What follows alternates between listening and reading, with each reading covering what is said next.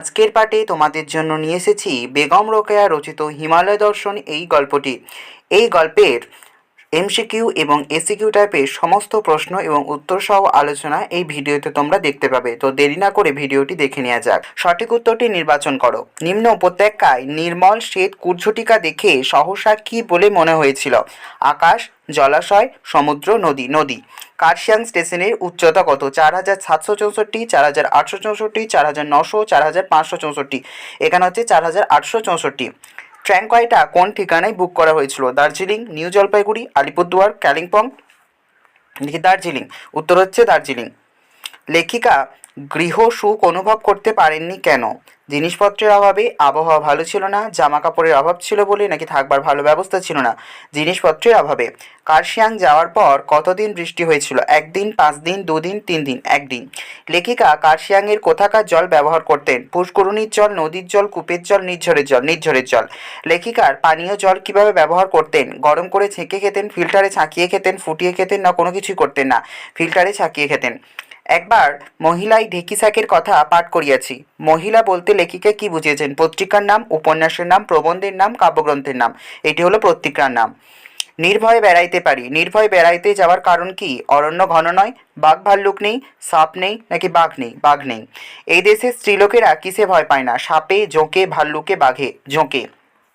ভুটিয়ানিদের পেশা কি ছিল? রাস্তা প্রস্তুত করা, পাথর বহন করা, চাষ করা, নাকি কোনোটি নয়? পাথর বহন করা। এখন সেই স্বাদও পূর্ণ হইল। কোন পূর্ণ স্বাদের কথা বলা হয়েছে? সমুদ্র দেখার স্বাদ, পাহাড় দেখার স্বাদ, নির্ঝর দেখার স্বাদ, অরণ্য দেখার স্বাদ? পাহাড় দেখার স্বাদ। ভুটিয়ানিরা কত গজ লম্বা কাপড় ঘাগরার মতো করে পরতো? 4 গজ, 5 গজ, 6 গজ, 7 গজ? 7 গজ। এখন সে স্বাদও পূর্ণ হইল। যে স্বাদের কথা বলা হয়েছে সেটি পাহাড় দেখা, সমুদ্র দেখা, নির্ঝর দেখা, নাকি অরণ্য দেখার? পাহাড় দেখার। কার্শিয়াংয়ে পানীয় জলের একমাত্র উৎস কি? নদী, পৌরসভার জল, নির্ঝরের জল, না কূপের জল? নির্ঝরের জল। এখানে এখনও শীতের বৃদ্ধি হয়নি, গ্রীষ্মও হয়নি। লেখিকা পর্বতের এই সময়কালকে কি বলেছেন? গ্রীষ্ম, বসন্ত, শরৎ, শীতকাল, বসন্তকাল। কোনো বলছে কোন খেলা দেখতে লেখিকা চমৎকার লেগেছিল? বায়ু ও মেঘের লুকোচুরি খেলা, সূর্যের আলো মেঘের লুকোচুরি খেলা, চা বাগানে রোদের লুকোচুরি খেলা, নাকি বৃষ্টি ও রোদের আসা ও যাওয়া? বায়ু এবং মেঘের লুকোচুরি খেলা। হিমালয় দর্শন নামক রচনাংশে লেখিকা আসবাব সরঞ্জাম ভুল করে যে ঠিকানায় বুক করা হয়েছিল? ঘুম, দার্জিলিং, কার্শিয়াং, শিলিগুড়ি? দার্জিলিং। হিমালয় দর্শন রচনাংশটি কার লেখা? তসলিমা নাসরিন, বেগম রোকেয়া, সেলিমা হোসেন, নীলিমা ইব্রাহিম? এটি হচ্ছে বেগম রোকেয়া। যথাসময়ে যাত্রা করিয়া স্টেশনে আসিয়া পৌঁছাইলুম। শূন্যস্থান হচ্ছে dash station. Dhupguri, Jalpaiguri, Maynaguri, Siliguri? Siliguri. Himalaya rail road কোথা থেকে আরম্ভ হয়েছে? লাটাগুড়ি, পেলিও, শিলিগুড়ি, নাকি তোমার জলপাইগুড়ি? শিলিগুড়ি। তারপর হচ্ছে ক্রমেই আমরা সমুদ্র হইতেই ড্যাশ হাজার ফিট উচ্চে উঠিয়াছি। 1, 3, 6, 2, 3। হিমালয় রেল রোড যেখান থেকে শুরু হয়েছে? দার্জিলিং, শিলিগুড়ি, কার্শিয়াং, কালিম্পং? শিলিগুড়ি। ইহার সৌন্দর্য বর্ণনাতীত। লেখিকার কাছে যার সৌন্দর্য বর্ণনাতীত সেটি হচ্ছে হিমালয় রেল রোড। চায়ের ক্ষেত্র, পাহাড় চূড়া, নাকি জলপ্রপাত? জলপ্রপাত। সমুদ্রপৃষ্ঠ থেকে কার্শিয়াং স্টেশনের উচ্চতা 4500, 4864, 5864, 2864, 4864। স্টেশন হইতে আমাদের বাসা অধিক দূরে নহে। যে স্টেশনের কথা বলা হয়েছে সেটি শিলিগুড়ি, দার্জিলিং, ঘুম, কার্শিয়াং? কার্শিয়াং। ঢেকি শাকের কথা যে পত্রিকায় লেখিকা পড়েছিলেন তার নাম মহিলা হিতবাদী সাধনা ভারতবর্ষ? মহিলা।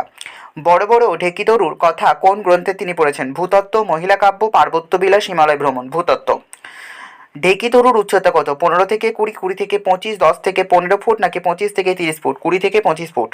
এই দেশের স্ত্রীলোকেরা কি দেখতে ভয় পায় না? জোঁক, সাপ, বাঘ, ভাল্লুক? জোঁক।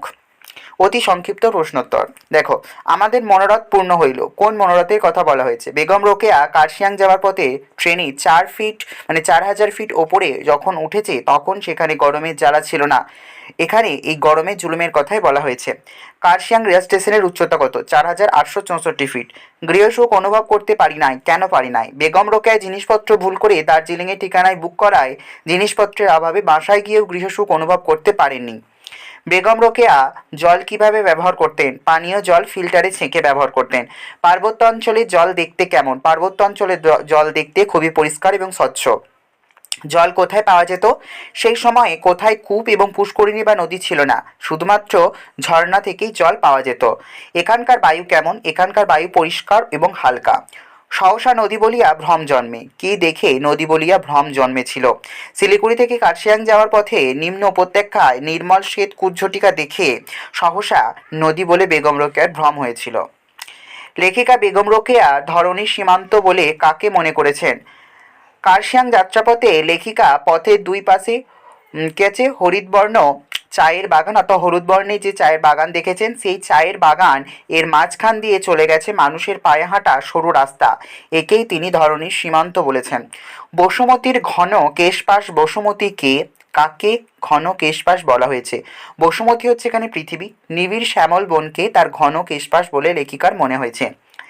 লেখিকা ঢেঁকি শাকের কথা কোথায় পাঠ করেছেন? তিনি মহিলা পত্রিকায় পাঠ করেছেন। ঢেঁকি শাক সম্পর্কে লেখিকার ধারণা কী ছিল? লেখিকার ধারণা ছিল যে ঢেঁকি শাক ক্ষুদ্র গুল্ম বলেই জানতেন তিনি। লেখিকা ঢেঁকিতরুর সম্পর্কে ভূতত্ত্ব গ্রন্থে কি পাঠ করেছিলেন? লেখিকা ভূতত্ত্ব গ্রন্থে পাঠ করে জেনেছিলেন যে কার্নবি কার্নভিফেরাস যুগের বড় বড় ঢেঁকিতরুই হচ্ছে গিয়ে এই ঢেঁকি শাক।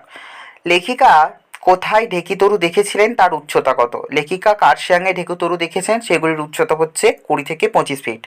নির্ভয়ে বেড়াইতে পারি, নির্ভয়ে বেড়াইতে পারার কারণ কি? লেখিকা অরণ্যে বেড়াইতে বেরিয়ে ছিলেন, সেই অরণ্যে বাঘ ছিল না, তাই তিনি নির্ভয়ে বেড়াইতে পারেন। লেখিকার ভুটিয়া চাকরানির নাম কি? ভালু। স্ত্রীলোকেরা কিসে ভয় পায় না? জোকে। পাহাড়নি কারা? ভুটানিরা নিজেদেরকে পাহাড়নির পরিচয় দিয়ে থাকেন। এখন সে স্বাদও পূর্ণ হইল। কোন স্বাদের কথা বলা হয়েছে? লেখিকা পাহাড় দেখার স্বাদ, এখানে এই স্বাদের কথাই বলা হয়েছে। মন প্রাণ সততই সমস্বরে বলিয়া ওঠে, ঈশ্বরই প্রশংসার যোগ্য। কখন মন প্রাণ একথা বলে ওঠে? প্রাকৃতিক সৌন্দর্য দর্শনকালে মন প্রাণ একথা বলে ওঠে। কার্শিয়াংয়ের জলবায়ু কেমন? কার্শিয়াংয়ের জলবায়ু নাতিশীতোষ্ণ। লেখিকা একে পার্বত্য বসন্তকাল বলেছেন। লেখিকা কোথায় ঢেঁকি শাকের কথা বলেছেন? মহিলা পত্রিকায় তিনি পড়েছিলেন। ঢেঁকিতরুর উচ্চতা কত? 20 থেকে 25 ফিট। লেখিকার ভুটিয়া চাকরানির নাম ভালু। ভুটিয়াদের ঘাগরার বিশেষত্ব কী ছিল? ভুটিয়ানিরা 7 গজ লম্বা কাপড় ঘাগরার মতো করে পরে, তাদের কোমরে একখণ্ড কাপড় জড়ানো থাকে, গায়ে জ্যাকেট এবং বিলিতি শালে মাথা তারা ঢাকে রাখে। মহিলা পত্রিকার সম্পাদক মেয়েদের সম্পর্কে একবার কি লিখেছিলেন? লিখেছিলেন যে রমণী জাতি দুর্বল বলিয়া তাহাদের নাম অবলা। পুরুষেরা বেশি বোঝা বহন করে না। কোন পুরুষের কথা বলা হয়েছে? এখানে ভুটিয়া পুরুষদের কথা বলা হয়েছে। এখনো সে স্বাদ পূর্ণ হইল। কোন স্বাদ করার বলা হয়েছে? এখানে পার্বত চাক্ষুষ দেখার ইচ্ছা বা স্বাদের কথা বলা হয়েছে। হিমালয় দর্শন কার লেখা? বেগম রোকেয়ার লেখা। হিমালয় রেল রোড কোথায় শুরু হয়েছে? হিমালয় রেল রোড শিলিগুড়ি থেকে শুরু হয়েছে। বেগম রোকেয়া কোন কোন রেলগাড়ির কথা বলেছেন? বেগম রোকেয়া তোমার ইস্ট ইন্ডিয়ান গাড়ি, ইস্টার্ন গাড়ি এবং হিমালয়ান রেলগাড়ির কথা বলেছে। সবচেয়ে ছোট রেলগাড়ির নাম হচ্ছে হিমালয়ান রেলগাড়ি। রেলগাড়িগুলি দেখতে কেমন? রেলগাড়িগুলি দেখতে খেলনা গাড়ির মতনই। গাড়িগুলি খুবই নিচু, ইচ্ছা করলেই চলন্ত গাড়ি থেকে ওঠানামা করতে পারে। হিমালয় রেল রোড থেকে আরম্ভ হয়েছে। হিমালয় রেল এটা আরেকবার দেওয়া হয়ে গেছে। পথের দুই ধারে মনোরম দৃশ্য। মনোরম দৃশ্যটি কি? পথের দুই ধারে মনোরম দৃশ্য হচ্ছে রেলপথের দুই পাশে উচ্চ চূড়া রয়েছে এবং নিবিড় অরণ্য রয়েছে, সেই প্রাকৃতিক সৌন্দর্যের কথাই বলা হয়েছে। মেঘের ভিতর দিয়ে চলিয়াছি। কখন লেখিকা মেঘের ভিতর দিয়ে চলেছেন? শিলিগুড়ি থেকে কার্শিয়াং রেলপথে যাওয়ার সময় লেখিকার মনে হয়েছিল যে তিনি মেঘের মধ্য দিয়ে চলেছেন। সহসা নদী বলিয়াই জন্মে। কি দেখে নদী বলে ভুল হয়? নিচের উপত্যকায় শ্বেত কুজ্ঝটিকা বা কুয়াশা দেখিয়া লেখিকার নদী বলে ভুল হয়। ধরণীর সীমান্তে ন্যায় দেখায়। কাকে ধরণীর সীমান্তের ন্যায় দেখায়? নিচের উপত্যকা মানুষের চলার মানুষের পথ চলার আঁকাবাঁকা পথ ধরণীর সীমান্তের মতো মনে হয়। ভূপৃষ্ঠ থেকে কার্শিয়াংয়ের উচ্চতা কত?